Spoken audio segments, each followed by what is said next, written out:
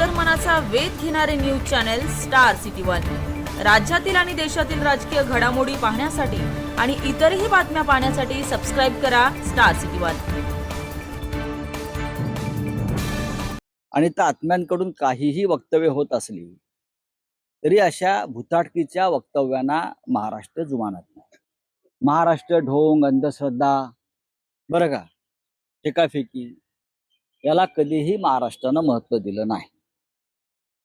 महाराष्ट्र हा ज्याला एक पवित्र आत्मा म्हणतो अशा लोकांचा प्रदेश आहे। इथे छत्रपती शिवाजी महाराज जन्माला आले, इथे डॉक्टर बाबासाहेब आंबेडकर जन्माला आले, म्हणजे सुपुत्र आहेत ते महाराष्ट्राचे। काल मोदीजी होते, पुढे पुण्यात होते ना। डॉक्टर आंबेडकरांचा त्यांनी उल्लेख तरी केला का साधा भाजपच्या नेत्यांनी? कारण त्यांना डॉक्टर आंबेडकरांवरती राग आहे, त्यांना डॉक्टर आंबेडकरांचं संविधान बदलायचं आहे, म्हणून त्याचे आत्मे महाराष्ट्रात भटकतायत। कारण हे महाराष्ट्राचे सुपुत्र डॉक्टर आंबेडकर आहेत, त्यांचे संविधान त्यांना बदलायचं आहे आणि शिवसेना ठामपणे उभी आहे त्या विरोधात। मोदी म्हणतात की हे बघा, हे मोदी काय म्हणतात त्याच्याकडे फार लक्ष देऊ नका। तुलने भटकते आत्मे आहेत ते सगळे। हे आम्हाला म्हणतात ना भटकते आत्मे, होय।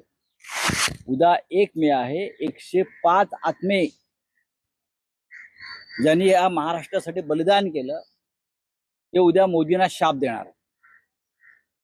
कारण मोदींनी जेवढं महाराष्ट्राचं आणि मराठी माणसाचं नुकसान केलंय तेवढं आतापर्यंत कोणी केलं नसेल। त्याच्यामुळे या अतृप्त आत्म्यांविरुद्ध ही महाराष्ट्राची लढाई आहे।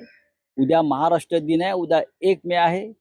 आम्ही सगळे 105 हुतात्म्यांना, या पवित्र आत्म्यांना उद्या आदरांजली वाहू आणि त्यांना सांगू की हे जे आत्मे भटकतायत महाराष्ट्र विरोधी, आम्ही त्यांचा बदला घेऊ। बड़े नेते कह रहे हैं कि 5 पंतप्रधान पद के चेहरे हैं, म्हणजे शिवसेने की मी तर माझ्याविषयी बोललेत माहिती आहे ना। मोदींना 5 चेहरे असले तर काय झालं? तुमच्यासारखा एकच भटकता आत्मा जर बसला प्रधानमंत्री पदावर तर या राज्याची, देशाची